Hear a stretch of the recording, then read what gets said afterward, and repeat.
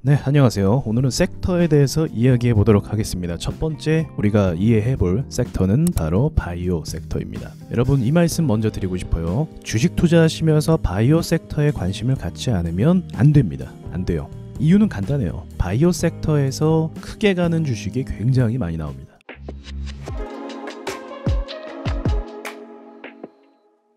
바이오 섹터를 무시하고 주식을 하면 보물과 같은 존재를 놓치고 매매하는 것과 똑같습니다. 우리가 주식을 투자하면서 여러 가지 섹터와 재료들을 보잖아요. 그 중에서 바이오도 항상 같이 보셔야 되고, 특히나 시간이 되시면 바이오 섹터에 대해서 공부하셔도 괜찮아요. 임상실험이 어떤 식으로 절차가 되는 거고, 그리고 하나의 회사를 조사해도 굉장히 많은 시간이 걸립니다. 셀트리온과 관련된 회사들이나, 그리고 이 회사가 어떤 약을 만들고 있는지, 어떤 임상실험을 진행하고 있는지, 이런 자료를, 이런 데이터를 공부하셔도 괜찮아요.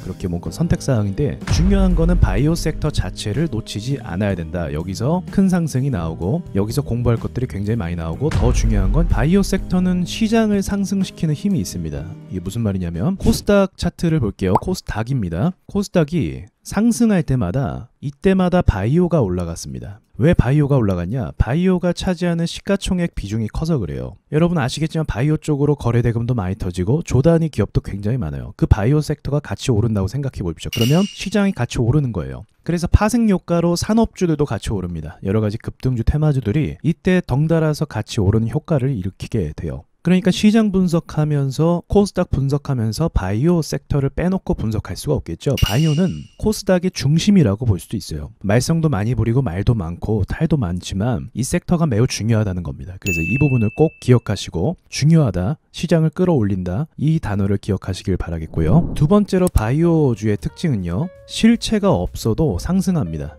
무슨 말이냐면, 기업들은 어디서 계약을 따서 돈을 벌어서 성과를 내야 되잖아요. 게임주만 해도 실제로 게임을 개발해서 어떤 사업을 하는지 알 수 있잖아요. 근데 바이오는요, 매출이 없어도 올라가는 이상한 현상들이 있어요. 왜 그럴까요? 이건 임상실험에 대한 기대감 때문에 그래요. 임상실험이 통과가 되면요, 여기서 개발한 약이 전 세계에 퍼져서 계속적으로 그 약을 사용하게 됩니다. 그러니까 약 하나만 개발하면 평생토록 수입이 생기게 되는 거예요. 사람은 항상 병이 들잖아요. 몸이 아프잖아요. 그렇기 때문에 언제든지 이 약이 항상 필요합니다. 인류가 완전히 정복하지 못한 불치병에 대한 임상실험, 여기에 대한 실험이나 수요가 많고, 그리고 비싸게 팔리는 약들이 있잖아요. 그런 약들을 개발한다, 임상실험한다. 그럼 그 회사의 기대치가 높아지는 겁니다. 개발만 되면 엄청난 돈을 벌 수 있기 때문에 그런 거고, 실제로 셀트리온 제약도 벌어들이는 돈이 굉장히 많습니다. 그래서 바이오 주식에 대한 이 기대감이 다른 산업 주식보다 더 큰 거예요.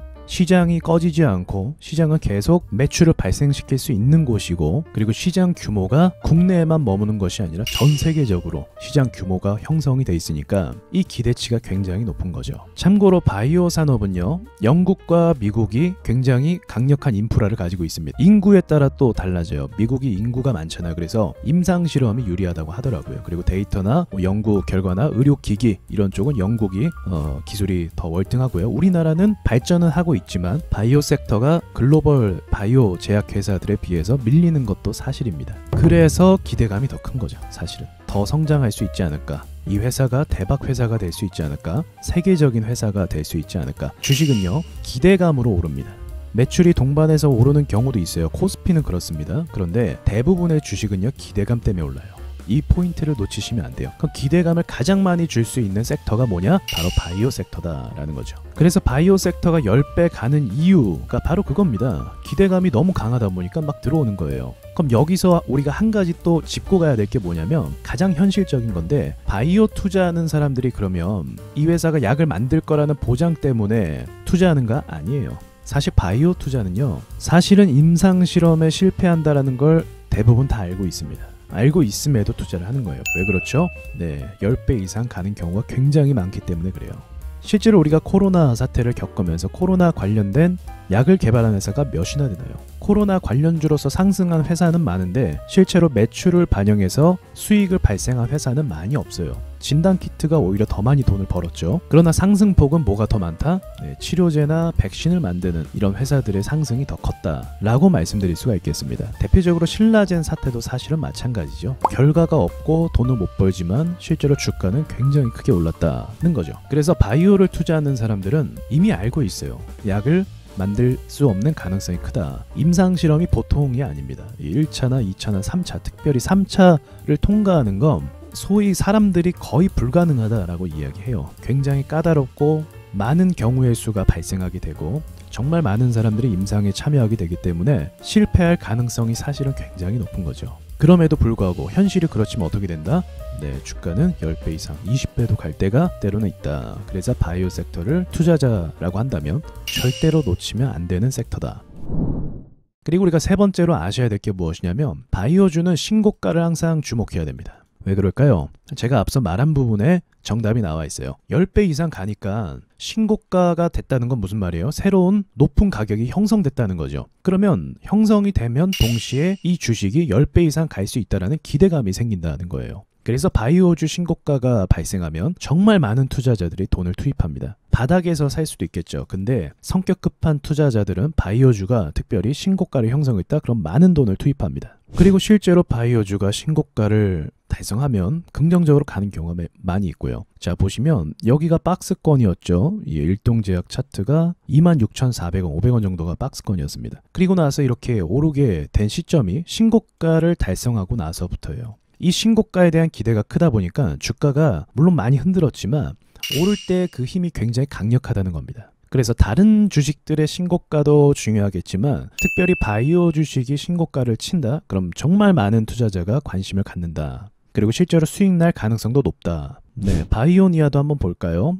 최근에 많이 하락해서 많은 분들을 힘들게 하는 주식인데 신고가를 찍었을 때 위치의 모습을 볼게요. 자, 여기가 신고가죠. 힘이 좋죠. 신고가 찍고 나서 상승하는 힘이 강합니다. 역시 바이오주라서 많이 흔들고요. 왜 많이 흔드나요? 산업주는 실체가 있어요. 그래서 매출이 잘 나온다는 거 알아요. 그래서 안 팔아요, 사람들이. 근데 바이오는 실체가 없어요. 그러다 보니까 좀만 음봉 나면 어떡해요? 무서워요. 이거 실패하는 건가? 임상실험 안 되는 건가? 그런 의심이 든다는 거죠. 그래서 이런 변동성이 심한 부분이 바로 그런 부분입니다. 바이오 섹터에 대한 이해가 필요해요. 실체가 없기 때문에 많이 흔든다. 근데 사실은 저렇게 흔드는 게 세력들이 의도적으로 흔드는 것도 있습니다. 바이오주는 워낙에 돈이 많이 붙고 워낙에 인기가 많다 보니까 세력들이 그냥 보내질 않아요. 자, 다시 한번 신고가가 발생했을 때를 볼까요? 네, 역시나 신고가가 발생했을 때 급등도 많이 나오고 돈들도 굉장히 많이 투입되는 걸 볼 수가 있죠. 그러니까 이게 바이오 섹터의 특징이에요. 그래서 만약 여러분이 투자를 하시면서 바이오 섹터가 신고가를 찍는다? 그럼 시장이 상승할 가능성이 있다. 그렇게 이해할 수도 있고, 그리고 내가 돈을 벌 수 있는 기회가 될 수도 있다. 그렇게 이해할 수도 있어요. 그러니까 이 바이오 섹터에 대한 이해가 없이 주식시장에서 투자한다는 건 굉장히 아쉬운 거죠. 그래서 오늘 제가 드린 말씀만 잘 이해하셔도 지금 바이오 섹터가 어떤 상태인지를 보면 이해가 돼요. 우리 파동원리 이해되셨죠? 그럼 지금 바이오 섹터는 어떤 상태인가요? 네, 바이오 섹터는 전체적으로 많이 큰 상승을 대시세를 파동을 냈고 지금 조정 가운데 있습니다.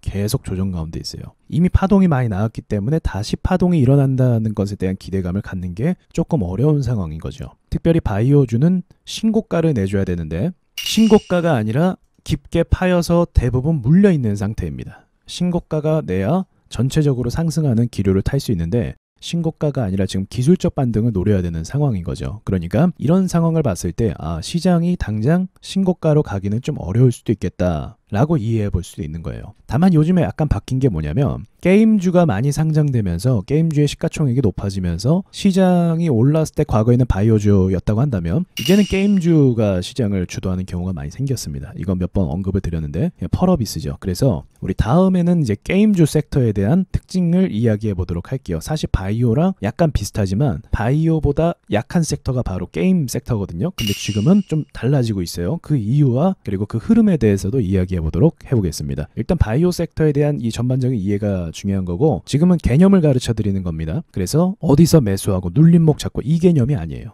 지금 제가 말하는 이 흐름을 이해하셨다고 한다면 여러분께서 바이오 섹터를 통해서 앞으로 주식 투자를 하면서 크게 수익 볼 수 있는 날이 분명히 오게 될 겁니다. 여기까지 말씀드리겠습니다. 안녕하세요, 와주스키입니다. 그동안 올린 강의 영상이 많으니까 채널을 구독하시고 영상들을 쭉 보시면 좋겠습니다. 라이브 방송은 비공개로 진행하고요. 와주스키 차트 있는 사람들 카페에 오셔서 라이브 방송 참여 방법을 확인하시고 함께 공부를 하셨으면 좋겠습니다. 다음에 좋은 영상으로 다시 찾아뵙겠습니다.